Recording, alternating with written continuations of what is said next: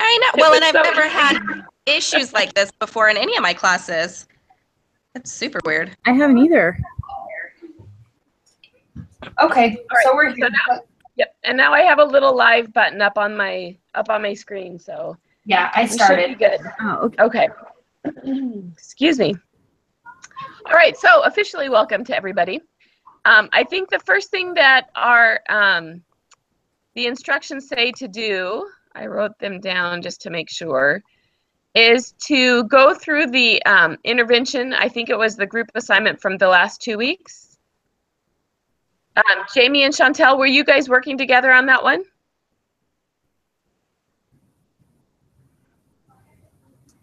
Yes, we did our group together. Yeah. I'm assuming that because Miriam and I did ours together, so I assume that you guys did. Do you want to tell us what you guys did for your intervention project last week? Sure. Can you guys hear me? Yes. Yes. Oh, good. Okay, just making sure.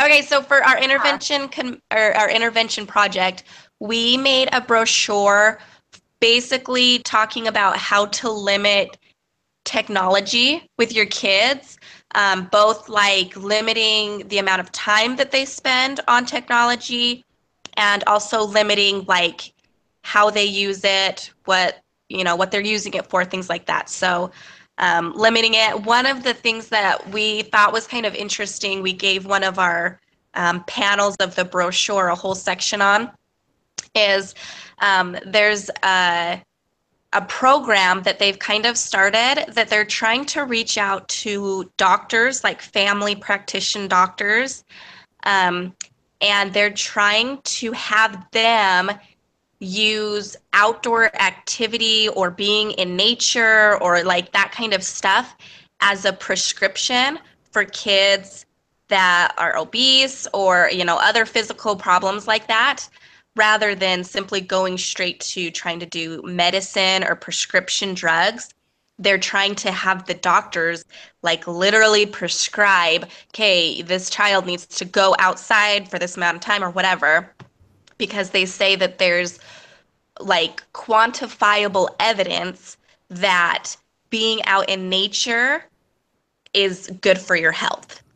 And so they're trying to inform the doctors about that, inform teachers and inform parents so that everybody's kind of on the same page and everybody understands that that's important, and they're urging their kids to do that. And so that's one of the things, when you limit technology, that's another reason to limit technology, is because your kids need to be outside. It's good for their health just to be outside, regardless of what they're doing. So, Jamie, you want to add to that? That's really good. No, I think you covered it. It was that's one of, I love that topic because I wrote this big paper on it for another class, and so just that one section was so awesome for me. But the whole thing, I mean, I have 3 kids. I know you guys have kids. It's such a huge thing in our society now that we have to really deal with, is technology. So it's just nice to focus on something that applies personally. Yeah, that's great. And I think that's such a relevant topic right now for every family, regardless of the age. It's amazing how young kids are getting technology and phones at school and things like that. It's starting so much earlier than I ever thought it would. So I think the sooner you can instill that, those ideas of, yes, you can use a phone or Chromebook or computer, whatever, games, whatever it is, but finding that balance. So great. Well, Miriam, do you want to talk about what we did, Miriam? Sure. Josanna and I did a slideshow on obesity and malnutrition and different interventions that can apply there. And I think it was really interesting to discover that that both malnutrition and obesity were linked to food scarcity and poverty. So it was almost like 2 different sides of the same coin, because the malnourishment meant like they just didn't have the proper foods in their home, and obesity meant usually that the parent was buying a lot of the wrong kinds of food that were like huge in calorie but really low in nutritional value. both kids are having like vitamin deficiencies and things. And so we kind of wrote interventions that went all the way through down from like laws that are being passed for schools to get healthier things, healthier options in their cafeterias, no sodas in their vending machines, that kind of thing. And then it kind of went down to like community-based programs, like exercise things, swimming courses, taekwondo in the community, that kind of thing. Then it went down to like health, where a doctor can prescribe different treatments and nutritional advice, give nutritional advice, exercise routines, that kind of thing. And then like in the schools, what teachers can do, and then like of course what parents and things like that. And it like went all the way through, and we even named like social programs that could help with the poverty situation and help parents provide better nutritional foods for their children, which would help both malnourishment and obesity. So it was kind of an interesting slideshow. Did I miss anything, Josanna? No, it was just really interesting when I was researching and finding all the scholarly topics, how many, in my mind, when I first started thinking about nutrition, it was more of the kids don't have enough food because they're too poor, so they don't, but there was a lot of the kids are just not eating healthy foods. They're it's a lot of fast food or a lot of quick meals. So I was shocked at how much that played into things too. So it was more interesting, and I learned a lot more than I thought I would when I was doing the research. I was talking to a friend last night who was, we were talking about how I was just finishing my degree, and she was asking me, of course, what are you going to do with it? And anyway, we were talking about that, and she said that she has a friend who kind of has a similar degree. I can't remember if she said exactly what it was, but that's what she does, is she goes into homes in low income areas and she teaches them how to cook. She teaches them meals that are healthy, but they're easy, because these families don't know what they should be feeding their families. So they're just grabbing, McDonald's on the way home all the time, or, stuff like that. And so that's her actual job, is to go in and teach them easy but healthy things that are realistic for them to cook. So yeah, you guys are like spot on there. That's awesome. Well, I'm sending two kids off to college right now. Sorry. So my daughter, my son just got home from his mission, and then my daughter just graduated. So they're both heading off to college, and I'm slightly nervous about what they're going to eat. It's so easy to grab a pack of ramen, and you're in a budget, so you want to just, grab something fast and cheap.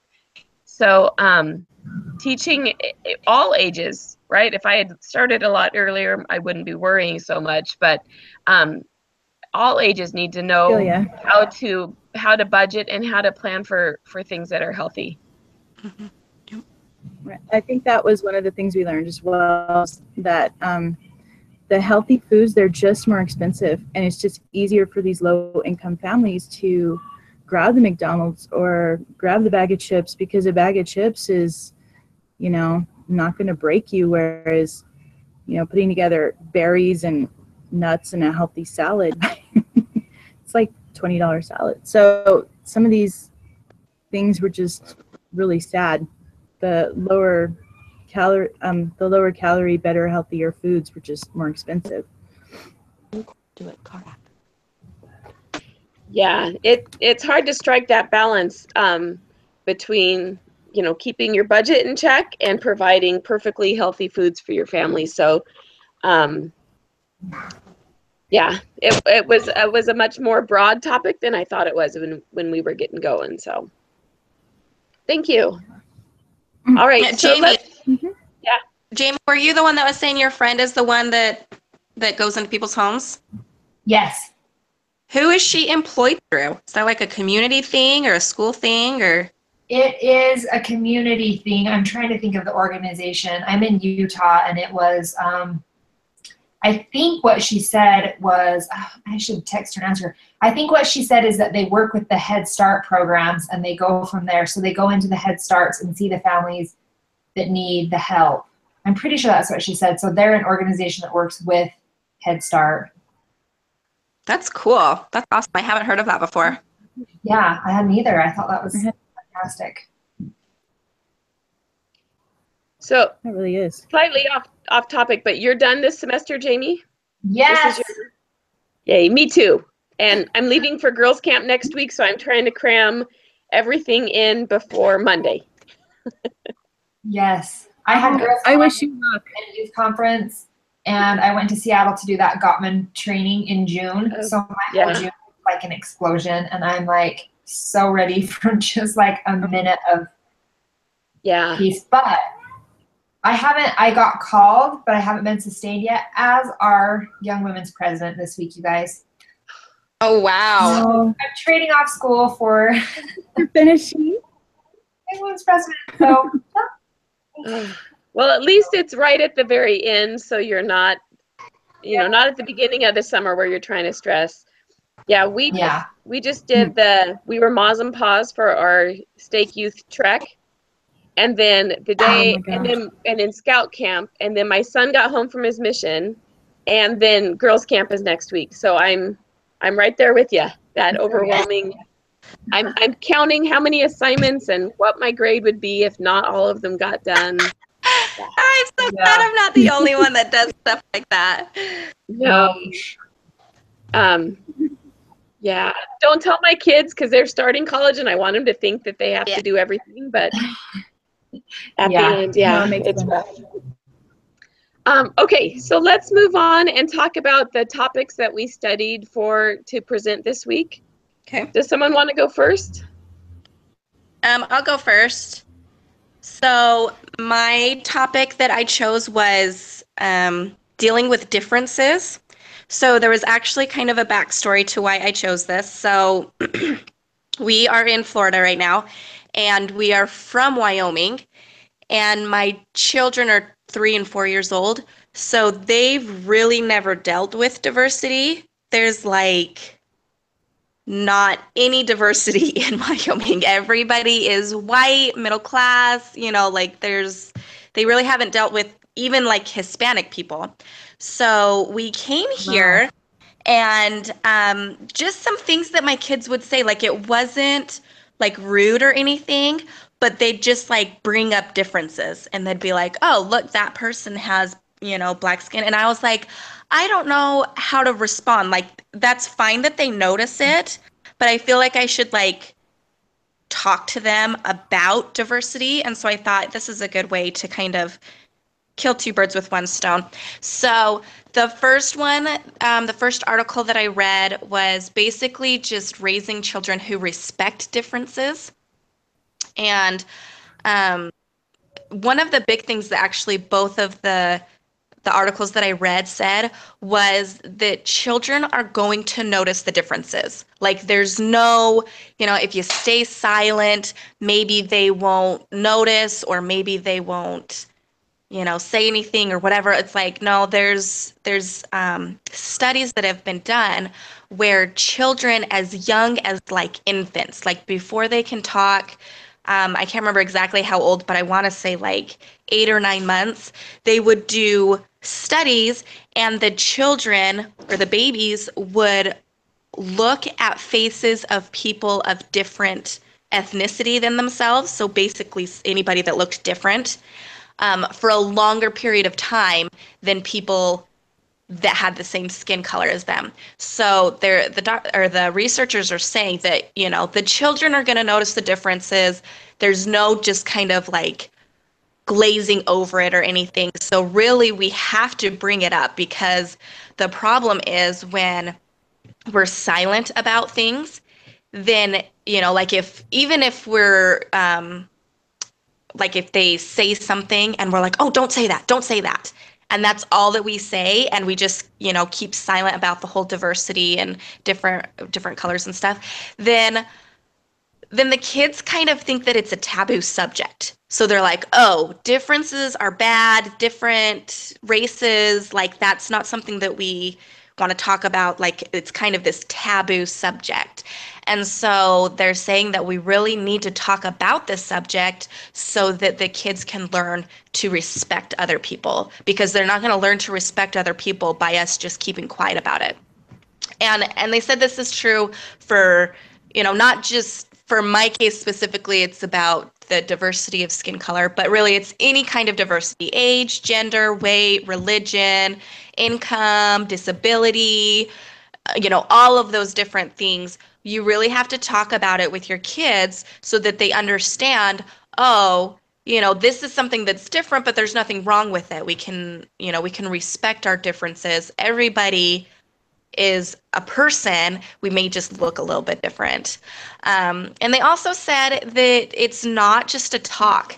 Like with some of these things that are really difficult to talk about, like even like the sex talk, that's how the people always talk about it. It's the sex talk. You have to talk, sit your kids down, and you have this like really important 15 minutes of explaining everything. And they said that's not how it should be.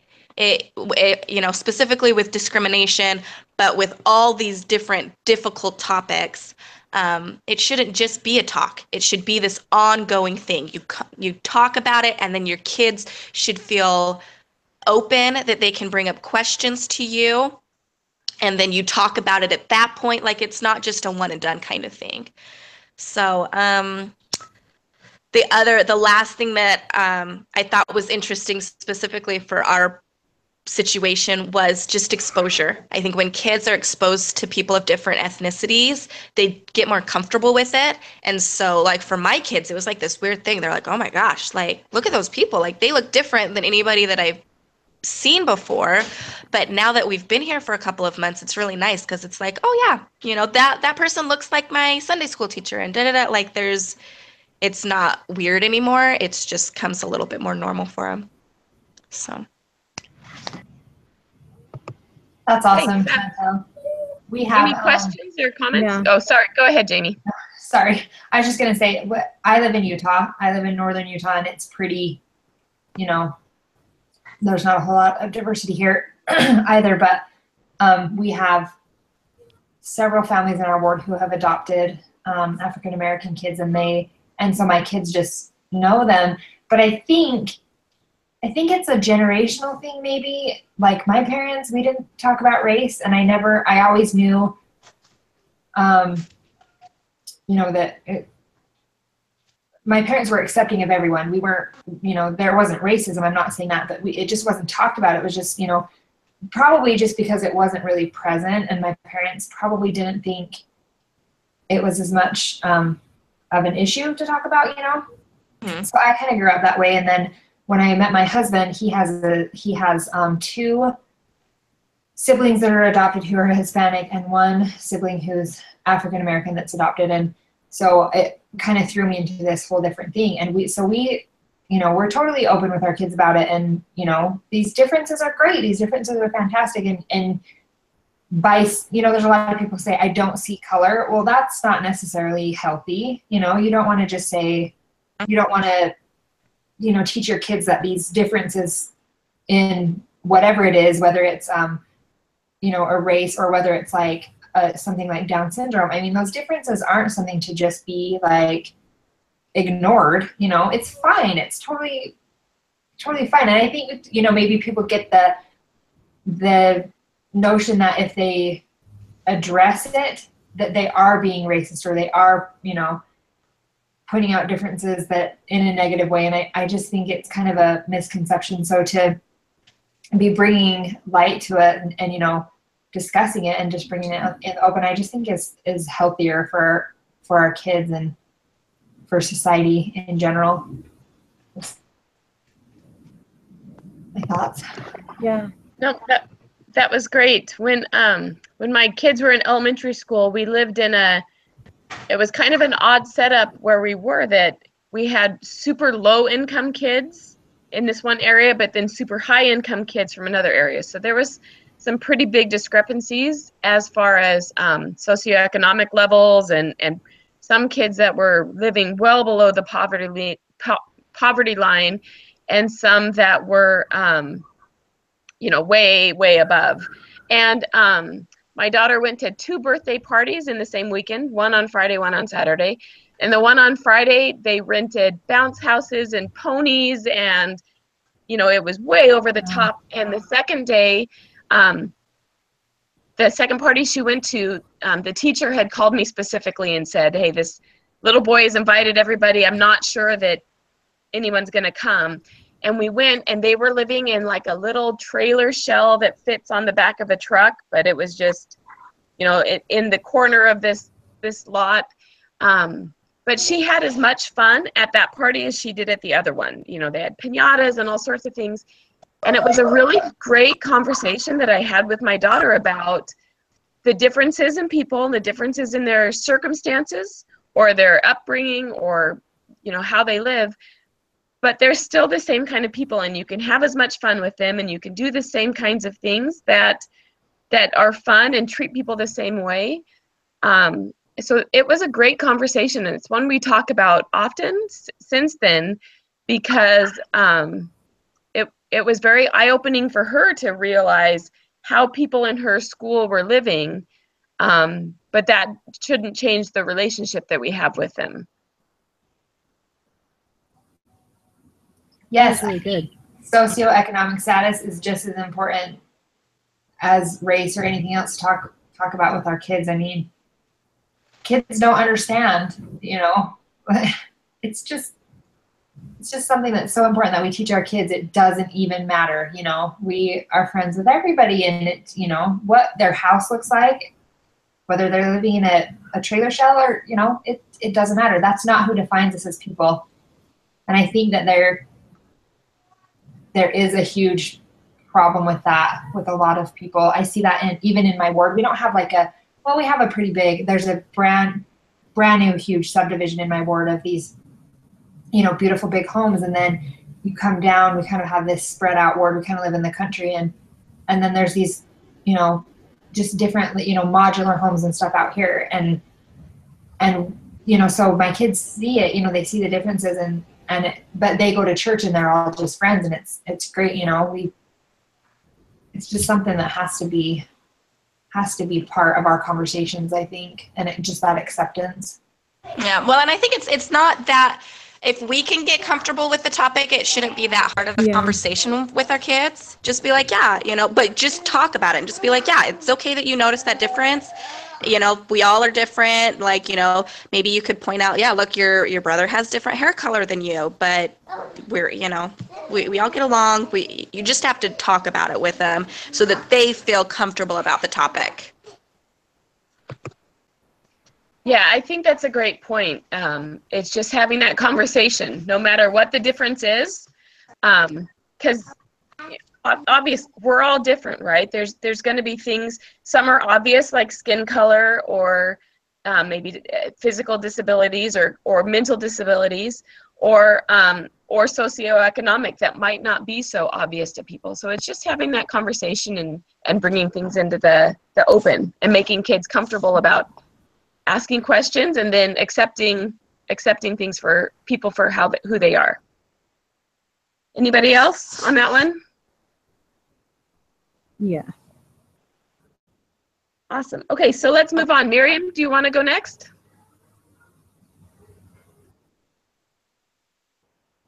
Oh, sure. I chose neglect. Just one of the kids I had interviewed was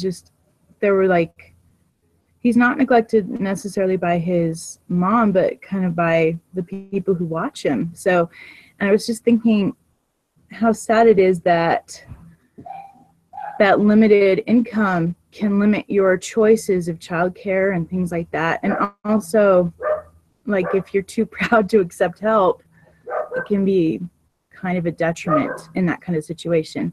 So I was looking into it, just some of the things that can happen to neglected children, such as they can suffer from PTSD as adults. They can have major depression. They can have just, going into their adolescence and into their adult years. So it can affect their relationships with not only other children, but as they grow up, it can affect relationships with their own children and their spouse, and it can really have an impact. So I was kind of looking into interventions and things like that, and in different articles that I found, the main kind of intervention is actually having someone come into your home and teach you how to be a parent. And I found this kind of interesting because one of the articles said that these kind of parents need to be parented themselves. Somebody probably didn't teach them how to be a parent. They didn't learn from their own family. And so it's just kind of this horrible thing that perpetuates from generation to generation to generation.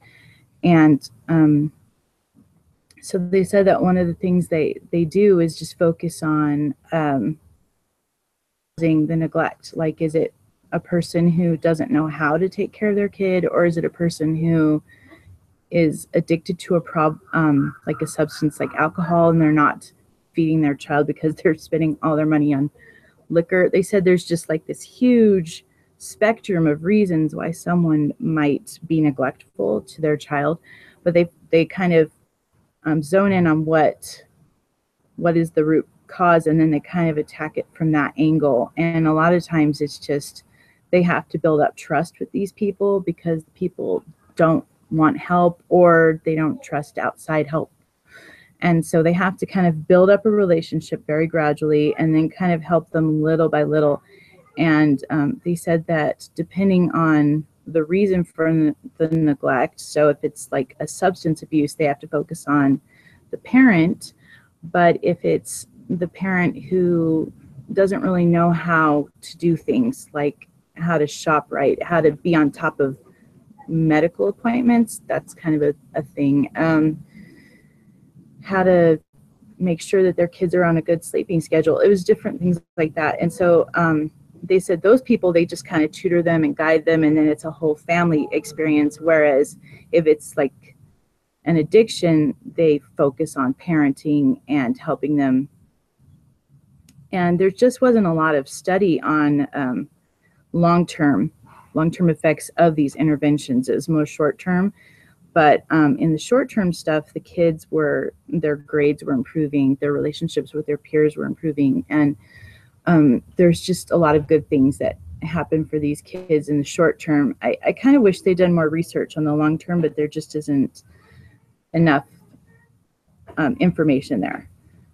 And so I am kind of interested in what happens to these kids in the long term, because thinking about adults suffering from PTSD from not getting enough of their needs met, and as children.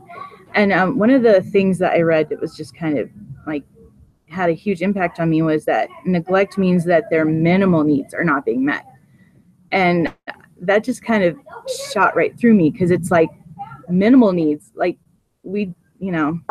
like how many of us go above and beyond with our own kids and make sure that they know they're loved, and they have a story read at night, and they have their little routine of teeth brushing, and we're setting up play dates and different things like that. And these kids are not having, dental appointments, medical appointments. They're not getting treatment for things that.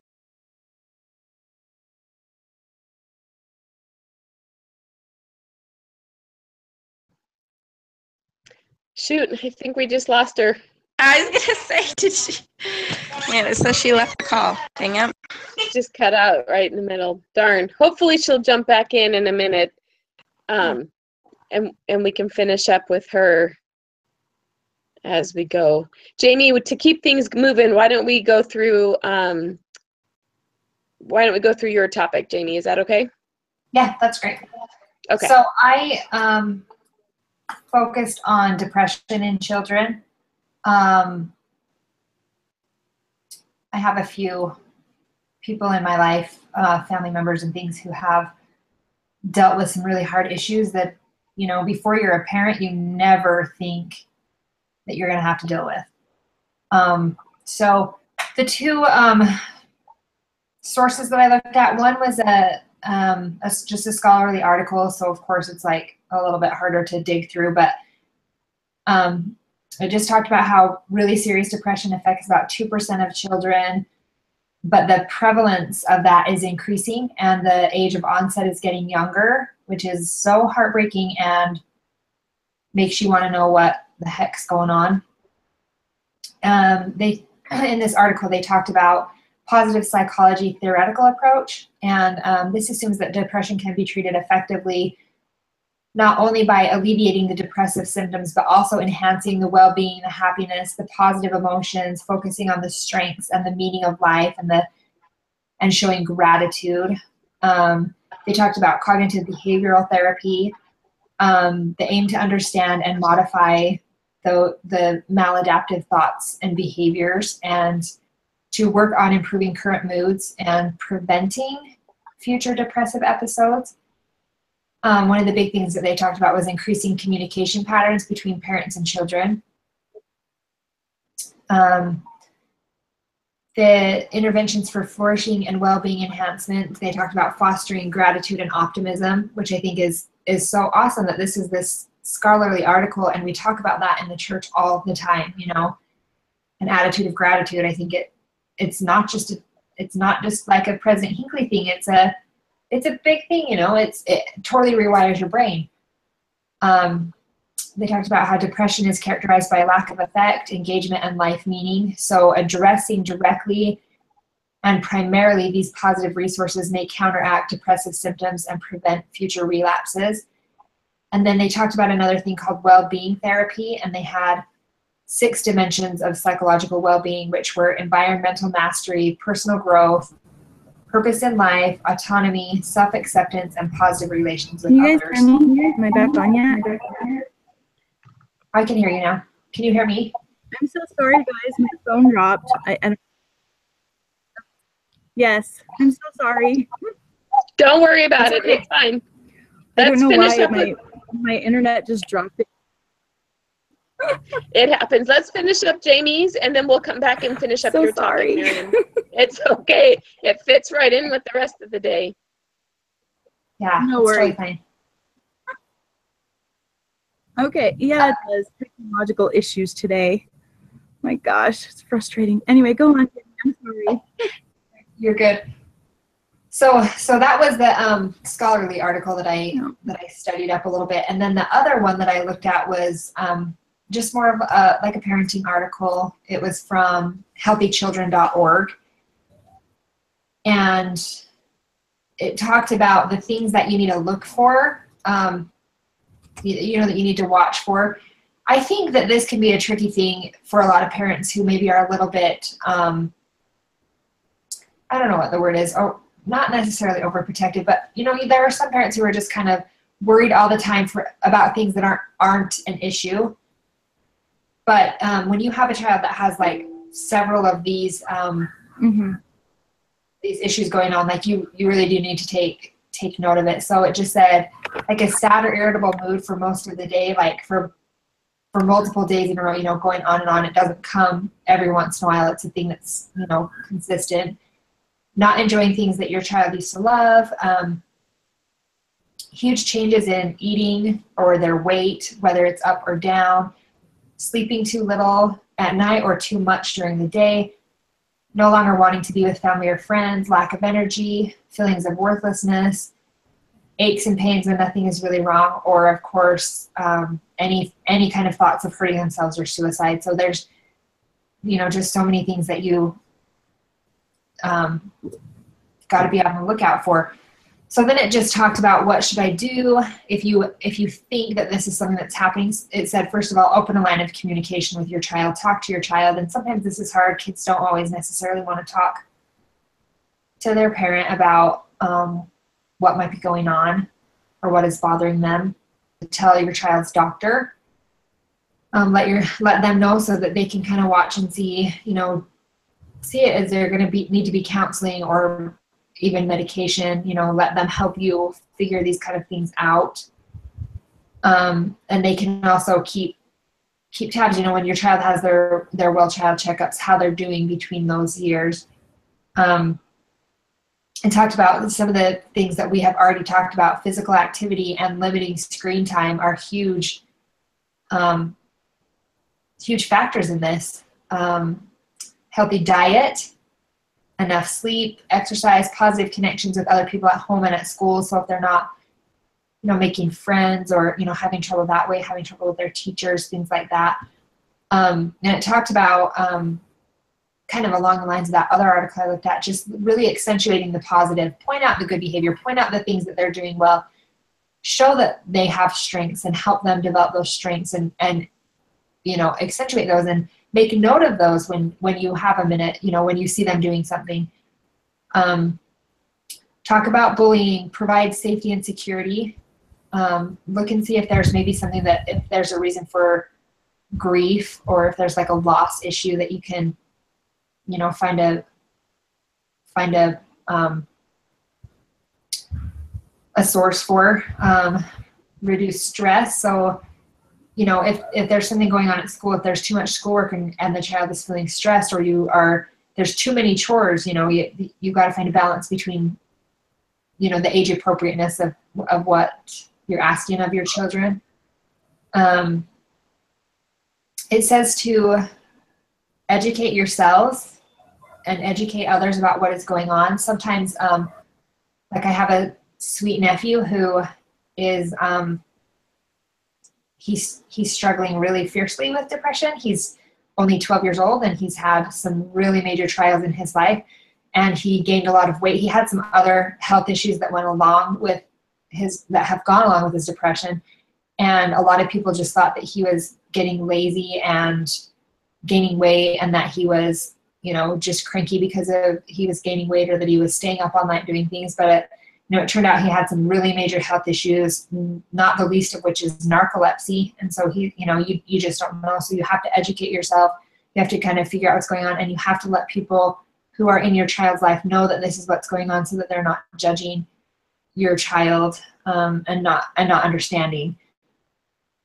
Look into your family history if there's depression that you need to be aware of that would increase chances. And then a couple of things that it also said that I think are fantastic is helping your child find coping skills, to think about what they can do to help their situation. So help your child relax with physical and creative activities and focus on their strengths. Talk and listen to your child with love and support. Don't judge them. Let them talk. Let them say what they need to say and describe their feelings, and help them learn to describe their feelings. A lot of kids don't know how to do that, and I think especially with boys, I think it's easier to tell a boy, tough it out or man up, those kind of things, and they don't learn how to address their feelings, and they don't learn how to talk about them. So that I think is so important. Help your child look at problems in a different way, like maybe a more positive way. So, what can we learn from this kind of a thing? And to break down problems or tasks into smaller steps. So, you have this that's got to be done. Well, what can we do here, here, and here to build up to that? Don't just take on the whole thing at once, just break it down into manageable bite-sized pieces. And then, if there is a major issue going on, so you want to follow a treatment plan, make sure that your child, if it comes down to therapy or medication, things like that, you got to be on top of that. Kind of like Miriam was talking about with neglect. I think a lot of people just let something slide like that. It's just not, on the top of their priority list. We get busy, people get busy, and it takes time. They talked about how you're not going to start this treatment plan on Monday and on Wednesday you're going to see noticeable results. Sometimes it's going to take a few weeks, or it's going to take, however much time it's going to take. You have to be patient and recognize that things don't happen right away, and know who to call if things aren't getting better. And just especially watch for risk factors for like suicide. I think it is so heartbreaking that we have to think about things with children. I think there's such a, even still, it's not totally accepted that this is happening in kids. Like, this is not just an adolescent thing or an adult thing. This is happening in children. Like, not something to be taken seriously. It's not something that you, like I kind of said in the beginning, you know, some parents want to make a bigger deal out of it than it is. You know, if you don't want to tell your kid, like, well, you're depressed. If they're not depressed, you know, you want to be appropriate about it, but it's not something to be, you know, like, messed around with. You've got to take it seriously because it is such a prevalent issue now. So that's it. Thank you. That was awesome. Any comments from anyone?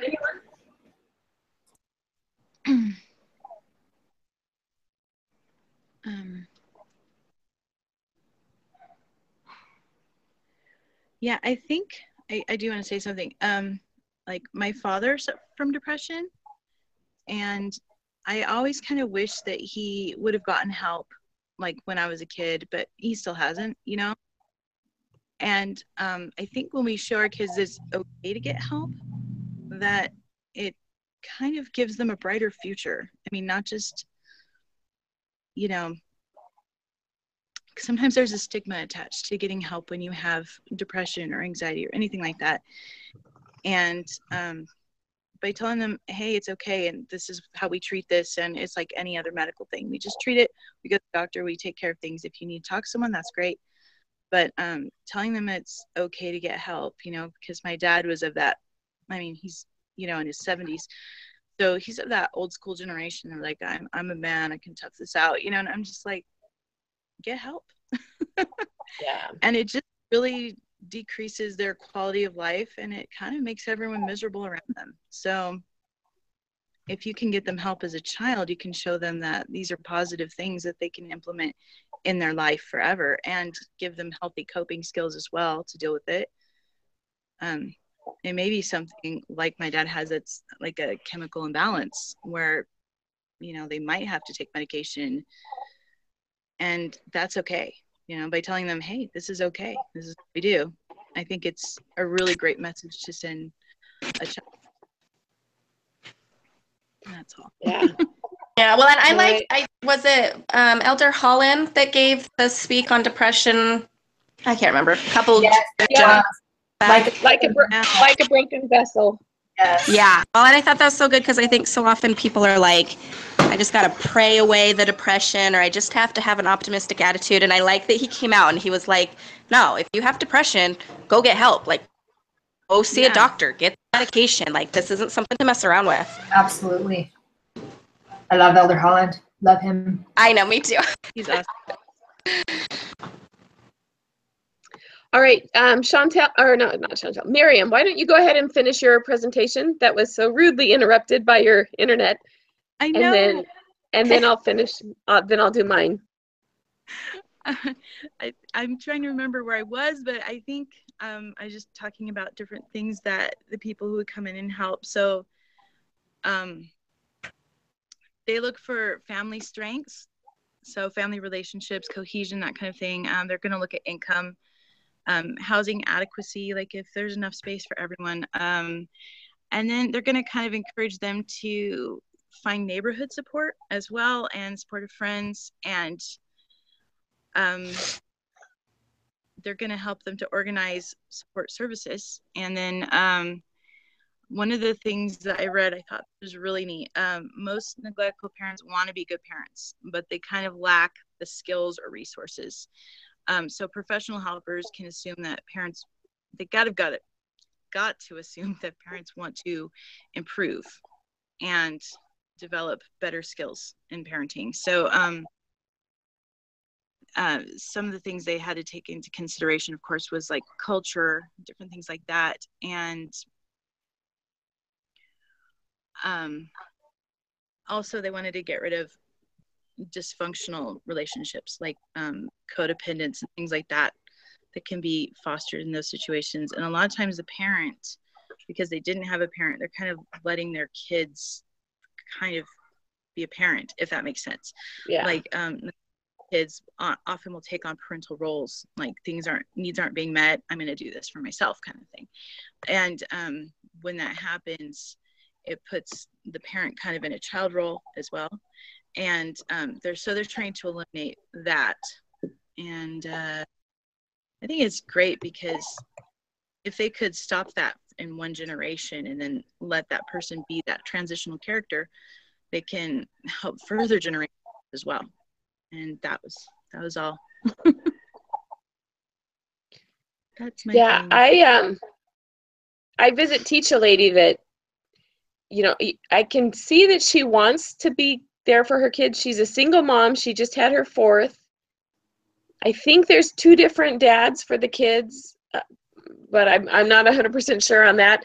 There's a dad somewhat in the picture, but not always when I go over. But she's just a young kid that was never taught how to be a mom. She never had a good example of what a good mom should be. And so that's kind of what I felt my role was, not to judge. She's in this situation, so let's try and teach her some skills that she's going to need as she goes on. Just, you know, and those community resources are great for helping them get the resources that they need. But as members of the church, and you know, we have that extra responsibility or that extra opportunity to help people that we interact with that might need that help too. Not that we're doing a perfect job on our own, but at least, you know, I had some basic skills when I got married and started having kids that she has no clue on some of those things. So it's one more resource that I think people in that kind of situation have. Yeah. Well, and I just love that that's the route that they take. Instead of, like, I know sometimes people see these bad parent or quote unquote bad parents, and they're like, oh, that poor child, we need to get that child out of that situation and put them in foster care and stuff like that. And it's like, no. Like, there's a time and place for that. But what we need to try first is to help the parent be a parent so that the kids can stay with them. And then if it gets to the point where it's like, okay, we've got to get these kids out of the situation, then that's fine. But there's such an epidemic of kids that need foster parents and adoption and things like that. And it's like, if we could teach the parents how to be a parent, it would just help so many of these kids. Yeah, I just can't believe how, like, education is so hugely important. And it's just, I was thinking, like, for this unit, especially the social education of watching our moms be our moms and our dads be our dads, and showing us in, nonverbal terms, basically, how to be a parent. And then some people just don't have that. It's not innate in them. And so it's cool that someone's out there teaching these people or trying to help them. Yeah, it's an awesome resource to, and that education is key, I think, for all of it. Whether, if you can't get it from a parent, it's got to come from somebody. So, yeah. All right. Any other thoughts on that one? Awesome. Okay. So for my topic, I studied, I looked into anxiety. I have a child that has anxiety issues. It's something I struggled with. And when I was little, I just thought I was weird. Like, there wasn't the terminology for it. It wasn't as talked about or known or studied. I'm not sure what. So when I was older and realized that that's what my issues were, it made me more aware. And so when my son started showing some of the same symptoms and doing some of the same things that I used to do, I was able to say, oh, shoot, first of all, that he's going to have to struggle with that. But at least I had some knowledge that I could share. So some of the things that I found, anxiety issues are some of the most common health conditions because everybody stresses or worries. It's something, it's just a fact of life. But when it becomes an issue, when it becomes a problem for people, is when it's out of proportion to the situations that they're facing, when they are worrying more about something than it would generally call for, and it begins to interfere with their daily life. And it can range just from a general anxiety when they're just worrying about things, or when they actually go into some OCD or extreme panic attacks or things like that. So some of the things that I found that work with my son, and it was that I found in the research, a lot of it is just talking through. And I think, honestly, I can't remember if it was Jamie or Miriam in theirs that were talking about just giving them the words that they need to describe. I think, Jamie, when you were talking about depression, you know, so many people don't know, so many kids can't verbalize what's wrong with them. They can't say, I'm feeling this way. They don't know. So as you talk about those feelings or those emotions with anxiety, if you talk about their fears, what is it that's causing them to worry? And sometimes you can talk through and say, you know, here's what the solution to that might be, or here's why that might not be a problem. For my son, he doesn't like not knowing what's going to happen. When we go on a trip, he has to ask over and over, how long will it take? What are we doing? Who's going to be there? And he'll ask the same questions over and over, but that's what he needs to talk through his problems. One kind of not so humorous story, but kind of, so he likes roller coasters, but they stress him out. He likes to go on it, but when he's going on one for the first time, he has this horrible anxiety, and so he's standing in line and he's crying, and he keeps saying, I want to go on the ride, but he's so nervous that he's crying. And people would look at me and I'd say, no, he's really going to like this ride. This is just how he processes things. So this year, what we did as parents, before the first school year, because the beginning of the school year is super stressful for him. And it's just talking through, here's who your teacher is. We were able to go and meet his teacher ahead of time. And then privately, we were able to go and talk with her and say, here's some of the issues that he has. Here's some of his triggers. Here's what sets him off and makes him nervous. And then here's some of his coping mechanisms. You know, we talk about deep breathing. We talk about thinking about, you know, what really is going to happen, instead of just worrying about what might happen, being setting some realistic goals about what could happen, so that his teacher knew and was able to, you know, so when she sees him getting nervous and he starts doing some of his little, his tics that he uses to calm himself, she's able to say, hey, Cody, can you go next door and get something? Just so he can step outside and calm himself before he comes back in. But having all of the caregivers, you know, on the same page, just so that they're aware of what the circumstances are. That was one of the things in the articles I researched, was just making sure that everyone who has interaction with that child is on the same page, so that that they're able to help. And teaching your children what coping mechanisms work for them. For him, he likes physical contact or talking about those issues. For other kids, it might be different, but letting them know that the feelings are okay, what they're, you know, it's not something abnormal or wrong, right? This is just part of them, and here's how you deal with it. It might get to the point where they need some kind of medication, and teaching them that there's not a stigma against taking medicine that they need, right?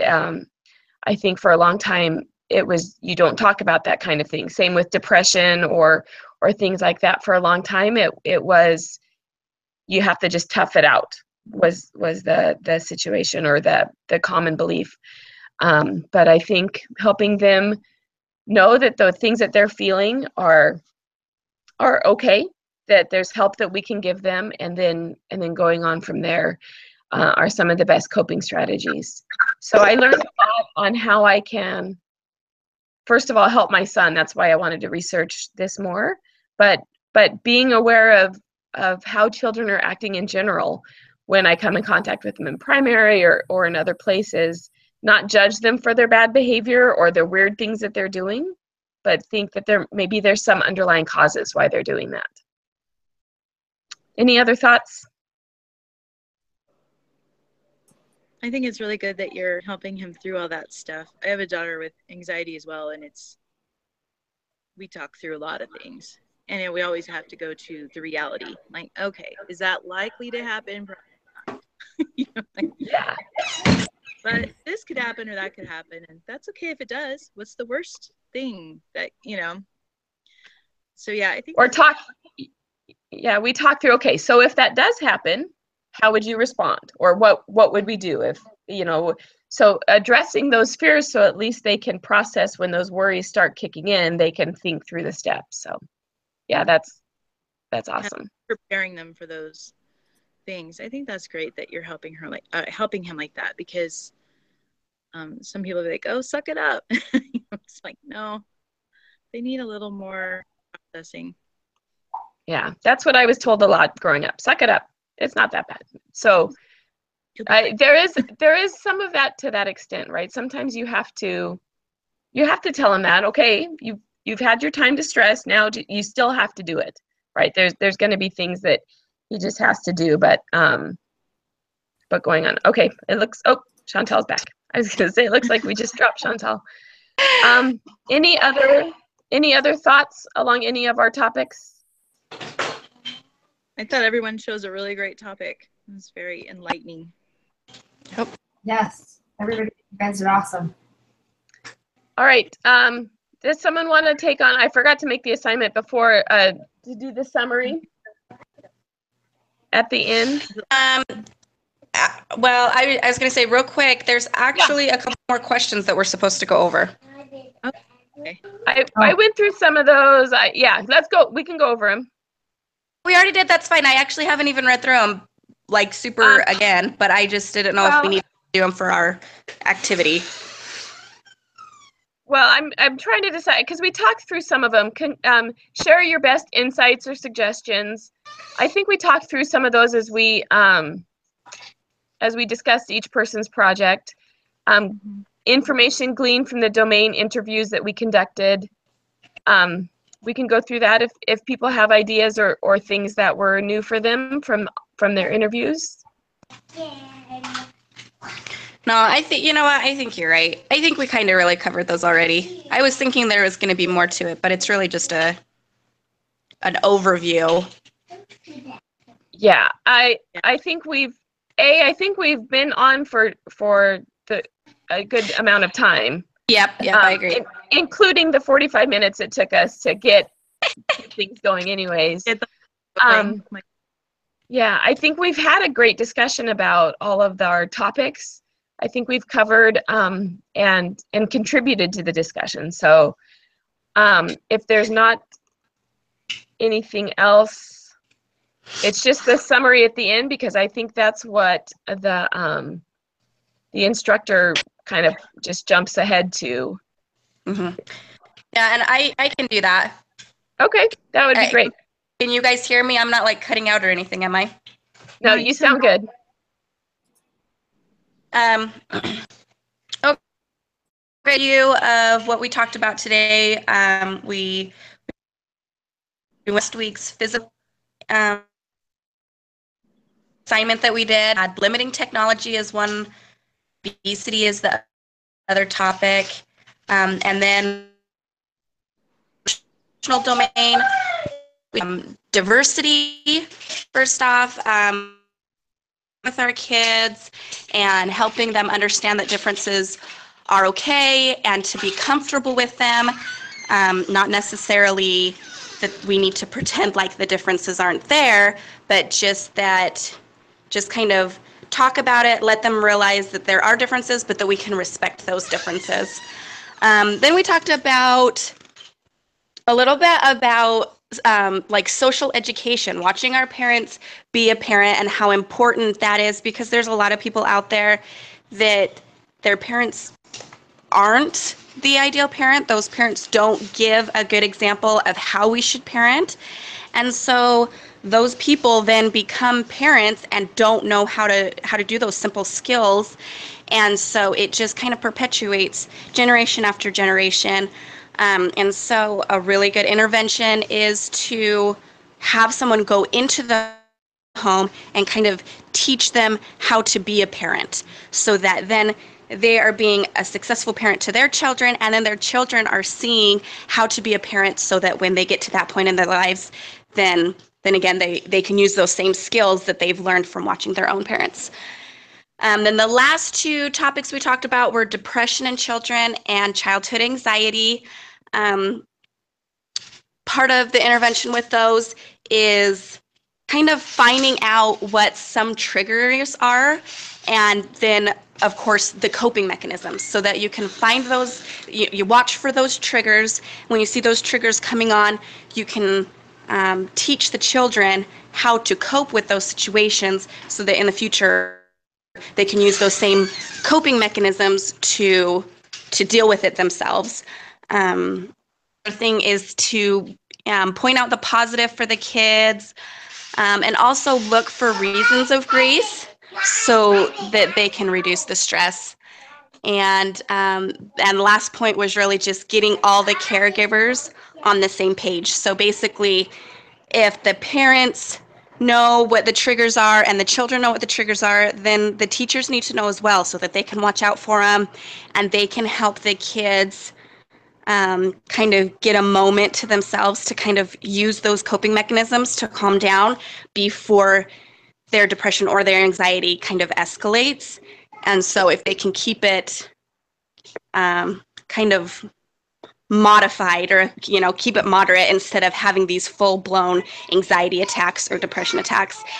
And as far as depression, really just making sure that we're watching specifically for any kind of activities where the children would want to harm themselves, would be something that everybody needs to watch for, because obviously that's a super important and that would be the worst case scenario that would happen to those children. So is that kind of I think summarize? that covered everything. Yeah, that was a great way to end. You summarized everything that we had talked about. So okay. Sorry, my kid decided in the middle of that. Don't worry about it. Any other thoughts, ladies? Just glad to work with all of you. You're all on the ball. It's great. Usually have Yes. a good group. Thank you for As being much as I've loved working with you guys, I'm sure as heck glad to be done with it, though. I'll miss you, but I won't miss having to do all this stuff. So Yeah. Yeah. well, and I'm glad we got all of us on here. I was a little bit worried there for a little bit that we'd just have to do it without somebody or without two people, because we were having so many issues. So I'm glad we all were able to be on here. Me too. Yep. Yep, And I'll post the link and we are good to go. Okay, awesome. Thanks, guys. Good luck with everything. All right. Have a great day, guys. Everybody. See ya. You too. Bye-bye.